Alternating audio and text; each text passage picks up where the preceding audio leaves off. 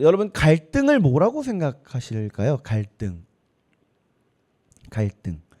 갈등을 그냥 일방적으로 안 좋은 거다라고만 생각이 보통 들지요. 보통 그렇게 생각이 들지요. 그런데 갈등이라는 거는 사실 양날의 칼이죠. 양날의 칼. 살면서 이런저런 어떤 모습으로도 갈등을 겪지 않는 사람 없습니다. 없어요. 근데 이 갈등을 겪을 때 갈등을 어떻게 해소하느냐에 따라서 그 사람의 인간성이라든가 아니면 그 사람의 얼마나 성숙했느냐 이런 걸 판단할 수가 있을 겁니다.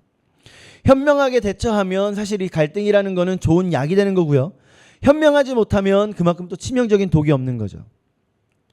어린이들도 갈등을 겪죠. 안 겪어요? 겪어봤어요? 어떤 갈등 겪어봤어요? 보통 친구들하고 많이 갈등을 겪게 되죠.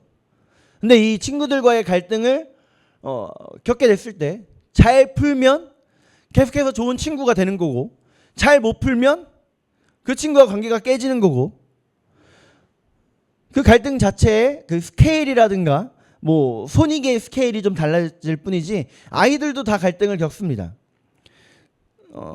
전에 설교할 때 갈등 잘 이용하면 득이다라고 이야기하면서 그 비행기가 이륙할 때 공기가 막는 그 갈등을 이야기한 적이 한 번 있죠. 그리고 전기가 잘 흐르고 있는데 거기에다가 그 저항값을 주면 그 갈등을 줘버리면 여러 가지가 일어나는 그런 예화를 한번 드렸던 적이 있죠. 얼마 전에 우리 그 시찰 원래회 때 설교할 때도 이거 똑같이 써먹었는데, 어쨌든 인간 삶에 있어서 갈등이란 없을 수 없다. 갈등이란 없을 수 없다. 어떻게 관리하느냐에 따라서 결과가 달라지는 것뿐이다.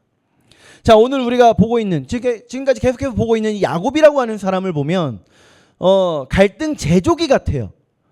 어쩌면 이렇게 갈등을 많이 만들고 그 갈등 속에서 스스로 힘들어하고 갈등으로 인해서 계속해서 이렇게 고통스러워하는 갈등 제조기. 자, 이 야곱이 만들었던 혹은 야곱이 경험했던 갈등 뭐뭐 있죠? 가장 먼저 형 에서와의 그 갈등이 있죠. 에서와의 갈등. 무슨 갈등이에요? 창자권. 네, 그거에 대한 갈등이 있었고, 또 나중에 이제 아빠 이삭이 축복할 때 축복을 뺏어가는 그걸로 인해서 에서와의 갈등이 또 있죠. 그리고 아버지와도 갈등이 있습니다. 야곱과 그 이삭 가운데 갈등이 있어요. 없을 것 같죠. 성경에는 너무 자연스럽게 넘어가니까 갈등이 없었을 것 같아요. 그런데 이삭이 나이가 있고 연륜이 있으면서 이해를 했기 때문에 넘어간 거지, 이건 엄연히 갈등이 있었던 겁니다. 자, 그렇지 못했던 에서와는 갈등이 생기는 거죠. 그래서 그 갈등을 뒤로 하고 삼촌 라반의 집으로 떠나오죠. 이제 여기서 무슨 갈등이 있어요? 누구와의 갈등? 레아와의 갈등이 있어요. 레아와의 갈등. 원래 답은 마지막에 말하는 거예요. 레아와 갈등을 하는데, 자, 레아와 무슨 갈등이 있죠? 결혼을 했는데 라헬이 아니라 누구였다? 레아. 그럼 야곱의 표정이 어떻게 됐을까요? 꼭 그렇게 뭐 썩었다는 표현을 또 하고 그래요. 안 좋아졌겠죠. 그럼 그걸 보는 레아의 마음은 어땠을까? 당장 삼촌한테 쫓아간 그 야곱을, 그 뒷모습을 바라보는 레아의 마음이 어땠을까? 네, 근데 그 갈등을 이겨내죠. 레아는. 레아가 참 지혜로운 사람이에요. 또 레아만이 아니라 라헬과도 갈등이 있죠. 라헬하고 무슨 갈등이 있어요? 아기를 못 낳아요. 아기를 못 낳으니까 라헬이 야곱한테 뭐 해내라? 남자는 아들 못 낳는데요. 아니죠. 나 임신시켜라. 나 어떻게든 애 낳게 해줘라. 그러잖아요. 그랬더니 야곱이 뭐라 그래요? 내가 하나님이냐? 기억 안 나시는 건 아니죠? 네, 나죠. 네, 그랬었어요. 자, 여기까지는 가장 크고 깊은 골이 생겨버린 그 갈등 누구예요? 지금 얘기한 것까지만. 아, 그래요? 에서 아닐까 싶어요. 저는 에서. 다른 뭐 레아하고라든가 라헬하고는 화해가 됐어요. 자식을 그렇게 많이 낳잖아요. 그죠? 화해가 됐다는 증거예요. 사랑한다는 증거예요. 근데 아직 에서에겐 돌아가지 않았잖아요. 그만큼 깊은 그 골이 아직 없는 거예요.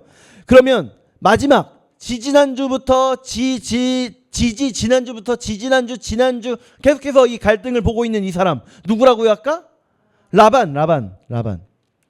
라반과는 무슨 갈등이 있어요?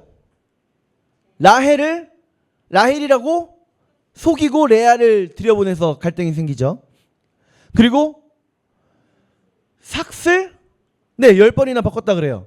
그러면서 억지로 붙잡아둔 거. 그죠? 오늘 우리 말씀 한번 봅시다. 36절부터 42절까지 쭉 읽으려면 너무 기니까 제가 요약해 드릴게요. 20년간 외삼촌 집에 있는 동안에 한 번이라도 가축들이 낙태를 했냐? 내가 가져다 먹기를 했냐? 짐승들이 물어가든 도둑이 들든 나한테 내놓으라고 하지 않았냐? 뜨거운 낮이든 추운 밤이든 상관없이 밤낮 없이 내가 그렇게 일해왔다. 그런데 삼촌 나한테 어떻게 했냐? 20년을 봉사하게 해놓고서는 10번이나 품삯을 바꾸지를 않나? 솔직히 하나님 아니었으면 나는 지금 어떻게 됐었을 거다? 빈털털이 됐었을 거다. 이 얘기 아니에요? 우리 아까 같이 읽었던 말씀이잖아요.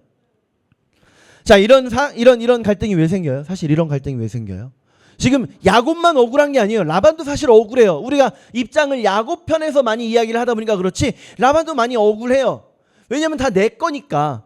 야곱이 자기 뭐 가지고 시작한 게 아니잖아요. 다 내 거잖아요. 라반 거잖아요. 근데 어쨌든 자, 이런 갈등이 왜 생겨요? 서로 간에 달라요. 뭐가 다를까요? 생각이 달라요. 이해가 다르기 때문에요. 이로울 이, 해할 해. 그 이해가 다른 거예요. 나한테 이롭게 사람들은 먼저 행하겠죠. 사람들은 내가 좋은 걸 먼저 가지려고 할 겁니다. 그런데 내가 좋은 걸 가지려고 하다 보니 그게 다른 사람에게 뭐가 되는 거예요? 해가 되는 거예요. 해가. 그러니까 갈등이 생겨나죠. 자, 우리 지난주에 야곱이 자기 가족들과 함께 라반의 집에서 떠나는 장면을 봤어요. 가나안으로 돌아가려는 장면. 그때 라헬이 모름쳐요? 누구의? 라반의 드라빔. 오늘 본문에 이 라반이 자신의 드라빔이 없어진 걸 깨닫고 이제 쫓아와요. 그런데 떠난 지가 며칠이에요? 22절 보면 며칠이라고요? 3일. 도대체 얼마나 안 지나면 3일 동안 떠난 것도 몰라요. 3일 만에 떠난 걸 이제 안 거예요. 그런데 자 떠난 지 3일 만에 이제 알았으면 보통 사람들은 어떻게 생각해요? 아, 늦었다. 그죠? 늦었다. 이게 정상 아니에요? 그런데 라반 어떻게 하느냐? 23절 보면요. 중간에 보면 며칠? 7일 길을 쫓아가요. 대단한 집념 아닙니까? 대단하죠? 야곱의 그 일행은 사실 기동력은 거의 없어요. 왜요? 아이와 여성과 가축들로 이루어진 그 일행들이잖아요. 그 일행들과 라반의 추격자들, 보통 젊은 남자들로 꾸렸을 라반의 추격자들, 과연 속도는 누가 더 빨랐을까? 7일이나 쫓아갈 정도로 라반이 지금 열받은 겁니다. 뭐 때문일까요? 30절 봅시다. 30절 시작. 이제 내가 내 아버지 집을 사모하여 돌아가려는 것은 옳거니와 어찌 내 신을 도둑질하였느냐. 아니 야곱이 자기 가족들과 함께 떠나는 건 괜찮아요. 네, 자기 집으로 가는 거니까 괜찮죠. 그런데 어찌 내 신을 도둑질하였느냐. 여러분 뭔가 이상하지 않아요? 도둑질한다고 도둑질이 되면 그게 신이에요? 이게 구별이 안 되나? 어쨌든 지금 쫓아온 상태에서도 계속해서 그 감정의 골은 어떻게 되고 있어요? 깊어지고 있어요. 우리 기억할 게 있습니다. 하나님은요, 정의의 하나님이세요. 정의로우신 하나님. 그래서 우리가 하나님을 공의로우신 하나님이라고 고백을 하잖아요. 공의. 우리 하나님의 성품 중에 절대 꺾일 수 없는 성품. 그래서 하나님이신 예수님께서 이 땅에 오셔서 우리를 위해 십자가 지시잖아요. 자, 성경 전체를 보면 하나님이 얼마나 정의로우신 분인지 딱 드러나요. 그런데 특별히 이사야서를 보면 너무나도 명확하게 드러납니다. 1장 15절부터 17절까지 우리 한번 읽어봅시다. 졸리니까. 자, 시작. 너희가 손을 펼 때에 너희가 많이 기도할지라도 내가 듣지 아니하리니 이는 너희의 손에 피가 가득함이라. 너희는 스스로 씻으며 스스로 깨끗하게 하여 내 목전에서 너희 악한 행위를 버리고 악행을 그치고 선행을 배우며 정의를 구하며 학대받는 자를 도우며 고아를 위하여 신원하며 과부를 위하여 변호하라 하셨느니라. 우리 3장도 볼까요? 3장 14절 15절 시작. 여호와께서 자기 백성의 장로들과 방백들을 신문하시리니 너희가 포도원을 삼켰고 가난한 자에게서 탈취한 물건이 너희 집에 있도다. 어찌하여 내 백성을 짓밟으며 가난한 자의 얼굴을 맷돌질하느냐. 주 만군의 여호와가 말씀하시느니라. 이사야 5장 7절도요. 시작. 무릇 만군의 여호와의 포도원은 이스라엘 족속이요 그가 기뻐하시는 나무는 유다 사람이라. 그들에게 정의를 바라셨더니 도리어 포악이요 그들에게 공의를 바라셨더니 도리어 부르짖음이었도다. 아멘. 끝일까요? 더 있어요. 10장 1절 2절 58장 6절 7절 이사야서 안에 하나님이 얼마나 정의로우신 분인지 너무나도 잘 드러나요. 그런데 정의롭지 못한 유다에게 하나님께서 어떻게 하시는 것 같아요? 하나님이 정의로우시니 정의롭지 못한 유다에 대해서 진노하시죠. 진노하세요. 그런데 오늘 이 라반의 모습을 보면 과연 정의로운 모습인가? 과연 불공정이라고 하는 그 이름으로 하나님의 약속의 자녀를 지금 라반이 핍박하는 거예요. 그래서 하나님께서 나서시죠. 24절 봅시다. 24절. 본문 24절. 자, 시작. 밤에 하나님이 아람 사람 라반에게 현몽하여 이르시되 너는 삼가 야곱에게 선악간에 말하지 말라 하셨더라. 아멘. 그냥 말만 하지 말라고 하신 걸까요? 이걸 야곱이 어떻게 해석하냐면 42절 말씀 끝에 보면 자 노란색 함께 읽을게요. 시작. 하나님이 내 고난과 내 손의 수고를 보시고 어젯밤에 외삼촌을 책망하셨나이다. 아멘. 뭐 했다고요? 책망. 하나님의 중재하에 이제 언약과 계약이 맺어지는 거예요. 44절부터 봅시다. 44절. 자, 시작. 이제 오라. 나와 내가 언약을 맺고 이에 야곱이 돌을 가져다가 기둥으로 세우고 또 그 형제들에게 돌을 모으라 하니 그들이 돌을 가져다가 무더기를 이루매 무리가 거기 무더기 곁에서 먹고 이어서 라반은 그것을 여갈사하 두다라 불렀고 야곱은 그것을 갈르엣이라 불렀으니 라반의 말에 오늘 이 무더기가 너와 나 사이에 증거가 된다 하였으므로 그 이름을 갈르엣이라 불렀으며 또 미스바라 하였으니 이는 그의 말에 우리가 서로 떠나 있을 때에 여호와께서 나와 너 사이를 살피시옵소서 함이라. 아멘. 하나님의 중재하에 이제 갈등이 봉합되는 거예요.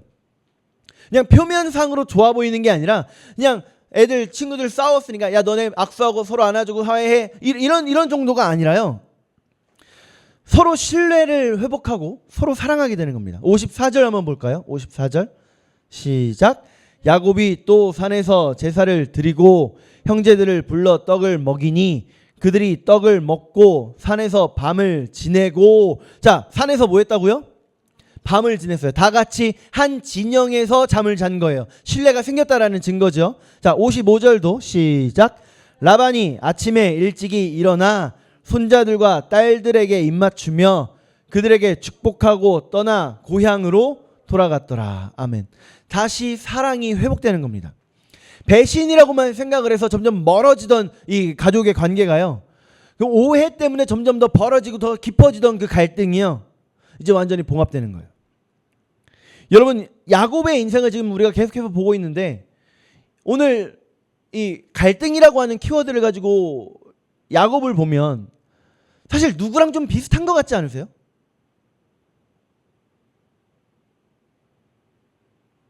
나요, 나. 저 말고 우리요, 우리. 한 사람 한 사람. 나. 네. 손해보기 싫어하고, 억울한 거 못 참고, 그죠? 그러다가 갈등 생겨서 힘들어하고, 야곱의 인생은 마치 야곱 성장 드라마 같아 보여요. 자, 야곱이 오늘 이 갈르엣에서 갈등 해결의 경험을 하잖아요. 나중에 에서와의 갈등 해결에 보면요, 더 성장한 모습을 보여줍니다. 오늘 본문에서는 하나님이 중재를 하셔서 라반이 먼저 사과를 하잖아요. 다음에 이제 하나님께서 중재하셔서 야곱이 먼저 고개를 숙이고 들어가는 거예요. 우리는요, 사실 우리의 성장이 답답해 보일 수 있어요. 오늘 이 갈등을 봉합하는 데 있어서 하나님의 역할이 아주 중요했던 거 확실합니다. 그런데 라반이 먼저 고개를 숙이고 그것으로 인해서 야곱이 배워온 거예요. 그런데 야곱의 성장을 보면요, 우리는 왜 그렇게 못할까 이런 생각 들 수도 있어요. 우리 근데 그거에 대해서 너무 조급해할 필요는 없다는 겁니다. 야곱의 나이를 한번 계산해 보려 그래요. 야곱의 나이. 자, 야곱의 11번째 아들 이름 뭐죠? 요셉이죠. 요셉이 몇 살에 애굽의 총리가 돼요? 네, 30에 총리가 됩니다. 30에 총리가 돼요. 그리고 그때 7년의 풍년이 있었죠. 그리고 흉년 2년 차에 야곱이 요셉의 집에 갑니다. 그러면 요셉의 나이가 몇 살이에요? 39세. 근데 야곱의 나이가 그때, 그러니까 요셉에게 갔던 그 나이가, 야곱의 나이가 130세입니다. 그러면 자, 간단한 산수. 130 빼기 39는 91. 야곱이 라반의 집을 떠나기 조금 전에 요셉을 낳았죠. 그죠? 몇 년 전에 낳았는지는 모른다 쳐도 그 전에 낳았잖아요. 그럼 나이는 몇 살 이상인 거예요? 91세 이상은 되는 거잖아요. 우리 중에 91세 이상 된 사람. 여전히 성장하고 있는 야곱의 나이가 몇 살이라고요? 91 이상. 정확히 말하면 99세입니다. 99세. 거의 100세가 다 된 거예요. 거의 100세가 다 될 동안에 여전히 성장 못해서 간신히 라반과도 화해하는, 하나님 없이 아무것도 할 수 없는 그런 모습인 거예요. 내 성장이 느리다고요? 여러분, 아직 우리 그것보단 나아요. 99세, 거의 100세가 됐는데도 여전히 부족한 야곱을 보면서 하나님은, 그럼 야 너는 벌써 99세인데 그것도 못하냐고 포기하셨어요? 포기하지 않으십니다. 100세가 거의 다 된 야곱이요, 발이 너무 잘 붙어서 이제는 힘 줘서 빼야 될 정도네요. 자, 100세가 거의 다 된 야곱이 이 정도예요. 라반과 함께 세운 이 돌무더기가요, 이 돌무더기가 이름은 갈르엣, 언약이지만 동시에 야곱이 이만큼이라도 성장했어요라고 하는 기적이 자 같은 거예요. 인생은 속도가 아니라 뭐다? 이 유명한 말을 모른다고요? 인생은 속도가 아니라 방향이다. 느려도 한 걸음, 느려도 한 걸음 더 하나님께로, 그래 한 걸음 더 나아가는 우리가 됩시다. 하나님은요, 우리가 한 걸음 하나님 앞에 하나님께 뛰면요, 그 한 걸음을 떼면 10걸음 달려오시는 분이에요. 그만큼 더 우리를 더 기뻐하신다는 거예요. 우리 지금의 내 모습에 낙심하지 말고 여전히 우리를 기다려주시는 그 하나님을 향해서 한 걸음 더 나아갑시다. 그런 우리가 됩시다. 그럼 하나님 기뻐하십니다. 기도하겠습니다.